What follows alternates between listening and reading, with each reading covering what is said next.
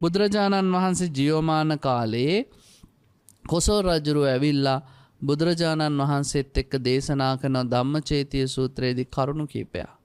ස්වාමිනී භාග්‍යවතුන් වහන්සේ මම ඔබ වහන්සේටත් ඔබ වහන්සේගේ ශ්‍රාවක සංඝයාටත් වෙනත් අයට වැඩි ආදරය කරන පුද සත්කාර කරන කරුණු කීපයක් තියෙනවා.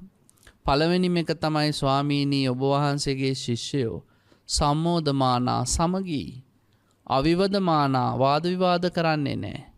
කීරෝධකී භූතා කිරී වතුරයි එකට මිශ්‍ර වුණා වගේ. අඤ්ඤමඤ්ඤම් පියචක්කු එකිනෙකා දිහා ප්‍රියසින්මයි බලන්නේ. එනිසා ඔබ වහන්සේගේ ශ්‍රාවකයන්ට මං කැමතියි.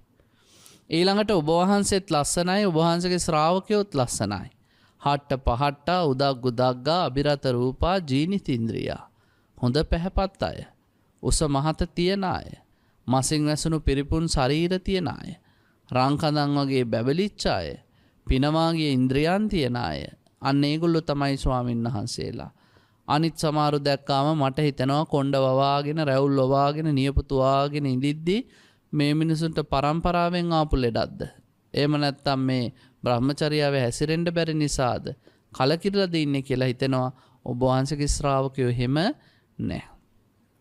ඊළඟට ස්වාමීනි ශ්‍රාවකයෝ එකිනෙකා විවේචනය කරගන්නෙත් නැහැ. ඔබ වහන්සේ විවේචනය කරන්නෙත් නැහැ, අභිභවා යන්නෙත් නැහැ. බලන්නකො එතකොට කොසල් රජුරෝ දැක්ක හැටි මේ බුද්ධ ශාසනය. සංඝයා කියලා කියන්නේ ගුණවත් පිරිසක්. අපි එළියෙන් දකින පිරිසට වැඩිය ගුණධර්ම තියෙන සංඝයා මේ ශාසනයේ වැඩ ඉන්න පුළුවන්.